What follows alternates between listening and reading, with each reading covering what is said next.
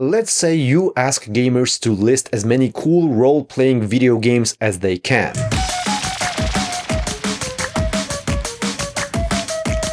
Or to name some iconic first-person shooters.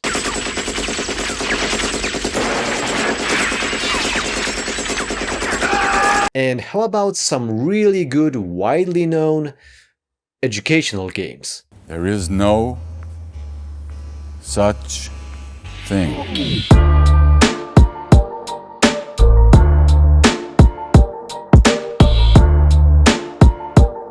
Well, here's a topic no one really cares about.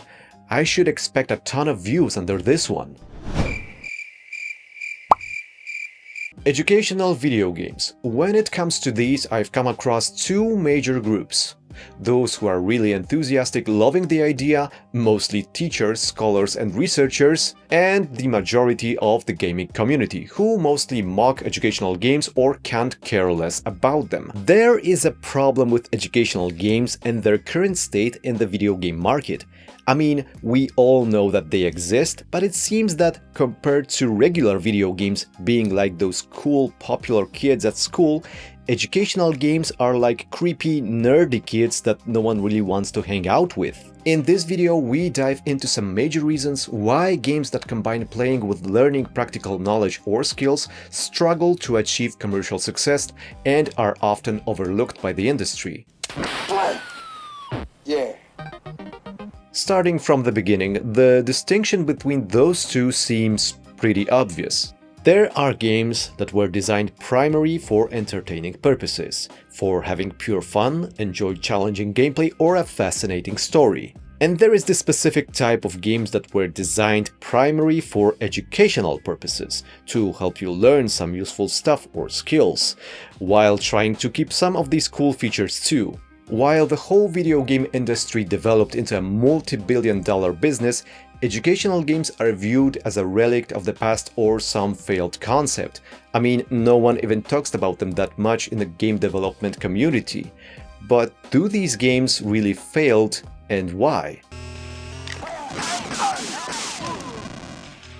You mean you have to use your hands? That's like a baby's toy. If games can make complex, difficult tasks fun, like analyzing data or different strategies or learning about tons of rules, mechanics and backstories, then converting it all to a practical, useful knowledge you can learn while playing shouldn't be that big of a deal. Meanwhile, it is hard to find a gamer who is honestly excited about some new, upcoming educational games. The problem is that when we hear educational games, we instinctively picture simple, child-focused titles designed for primary schools. But are there any serious educational game for students or adults? Games that substitute a professional course or university classes? Well, there are simulation games about business, management, or ones that allow practicing some technical skills. However, when compared them to today's entertainment games, they're simply on a different level. It does look like shit. Honestly, it's kinda ironic that educational games aren't taken seriously today, especially when you consider that many of the first video games and systems were not even created for entertainment. Bertie the Brain looks just like a digital tic-tac-toe. Though it might be fun, its main purpose back then was to demonstrate capabilities of early computers and simple AI in a fun application. War simulation games like Carmonet and Hotspiel, created on analog computers, were designed to study and simulate nuclear weapon use and air support strategies in Western Europe in case of a Soviet invasion. The Plato system, developed at the University of Illinois, was an innovative computer-based educational platform with some basic tests, quizzes and trivia on it. Later, the whole system also became an incubator for early video games. Bradley Trainer was developed by Atari in 1980. It was a custom version of the popular arcade game Battlezone, adapted specially to train US soldiers on operating the Bradley fighting vehicle. In the early stages of video game history, the idea of using them as an attractive tool for kids in teenage education began to spread, especially in primary schools. The Oregon Trail, created originally in 1975, was one of the most successful and iconic educational games of all time, designed to teach students about the American pioneer life during the 19th century as they made their way across North America. To this day, Oregon Trail is listed as the top example of the best widely used educational game series. But is it really that good and fun to play? Why aren't you students in class? We're playing Oregon Trail and no one's having a good time. In 1985, another iconic educational game was released, Where in the World is Carmen Sandiego?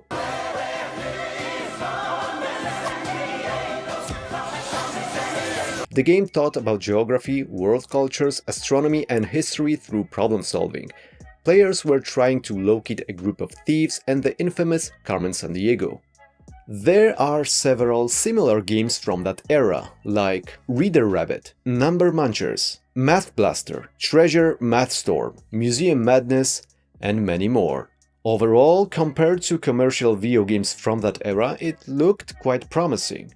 The video game industry was developing rapidly back then, so it seemed natural that educational games would evolve as well. But it didn't happen, and these two went their separate ways, having similar starts.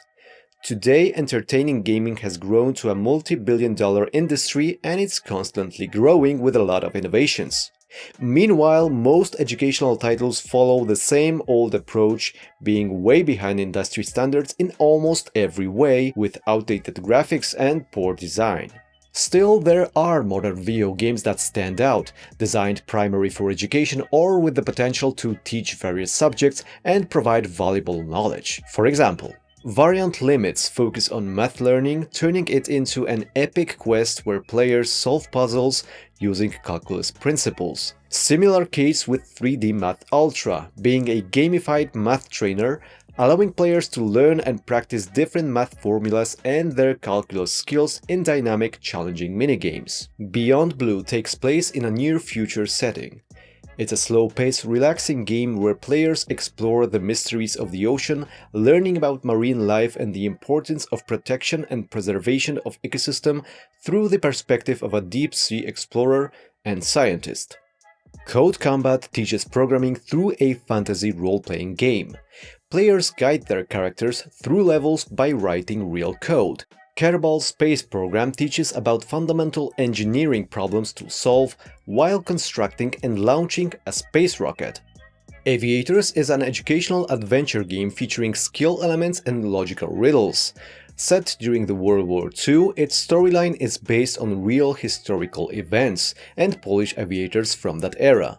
Of course, there are many more examples, but still the number of good educational games available is nothing compared to entertainment games market, their scale and budgets. You a college boy or something? Huh? Okay, so there must be valid reasons why educational games are stuck in stagnation with little innovation and no groundbreaking titles. Number 1. Alternatives just do a better job right now. If you want to learn a specific subject, prepare for an exam or gain knowledge in science, business, engineering, what would you choose? Well, most people would reach for a well-reviewed textbooks or take a professional online course. You might even hire a private teacher or watch some YouTube tutorials made by professionals. The point is, using an educational video game to learn what you need would likely be your last guess. Number 2. Creating educational games is not a good business. Game development studios often rely on external financing from investors and publishers. Investing in a big-budget, ambitious educational game is an extremely risky venture with little evidence to suggest that such an investment could be a success. Number 3. Fewer attempts equals fewer hits. Because there are so few attempts to create serious, good educational games, it's harder to produce a hit. Hundreds, if not thousands, of video games are published every year, and only a small percentage are successful. With a much smaller number of educational games being published, there are fewer opportunities for experimental and innovative approaches, resulting in a slimmer chance for success. Number 4. Bad design. Many educational games suffer from poor design, focusing too heavily on teaching at the expense of engaging gameplay, often offering a ton of boring reading with some cheesy story and outdated visuals. This leads to a bad user experience that fails to compete with more polished commercial games. That was a game, Centauri. A game? You may have thought it was a game, but it was also a test. And lastly, the reason that might question the whole concept of such games. Number 5. People don't really want to learn when they play. There is this general preference to separate learning from leisure time.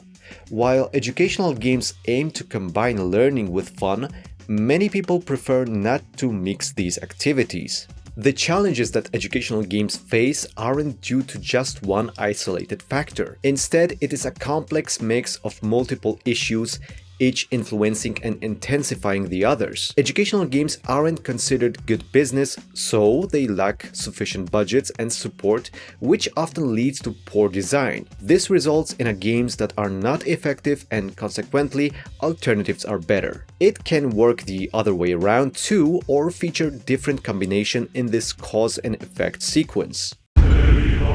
So it may feel like a lost cause. How can educational games ever match the level of success and engagement that commercial games achieve? There are some evidence that suggests otherwise. Well-designed video games made for entertainment can be incredibly good at transferring knowledge, sometimes even far better than educational games. It doesn't matter how useless this knowledge might be in real life. Playing their favorite games, players memorize complex world's geography, characters' backstories, intricate strategies against various enemies, crafting recipes, and ton of other context-specific information. Yet, learning some basic facts about the real world is still quite a challenge. Now, this is your textbook for the semester. They open like this. And how come there are so many low-budget indie games made by small teams that turned out to be a success despite their minimalistic form? Stories Untold at its beginning is more of a text game. You have to figure it out how to communicate with a computer to push the story forward. The Life and Suffering of Sir Brandt is a narrative-driven RPG that comes to life on the pages of the protagonist's journal. Her story is a unique indie game where you solve a mystery by analyzing video clips of police interviews. Players navigate a non-linear archive of footage, searching for keywords and clues to piece together the truth behind a crime story. Basically, you'll watch a ton of footage, connect the dots, and rely on your own notes and deduction skills to unravel the case. There are a lot of similar examples of such low-budget games that, despite their simplicity and limited action, turned out to be quite successful and popular. If people are so eager to do seemingly boring actions, like analyzing documents, data, or video footages in a fictional setting, it should be easy to redirect it towards a real and useful facts. Educational games, as they stand, haven't fully lived up to their potential. The concept is not broken, but it's fighting against a strong competition, limited resources, and audience expectations. In the end, the real takeout is this. We know that games can teach. They can spark curiosity, inspire further exploration, and engage people in ways that textbooks never could. The challenge is creating that perfect blend where a game is fun, addictive, and leaves you a little smarter after you play it. We're not quite there yet, but the potential is undeniable. And who knows, maybe one day some educational game will break out of their niche and become something truly groundbreaking. So, what do you guys think? Is it possible that any educational game be as good and engaging as regular, popular games that are played for pure fun? Do we even need that, or is this whole thing a failed concept and relic from the past? Put your comment below, hit that like button, and subscribe to my channel. And see you next time. Yo.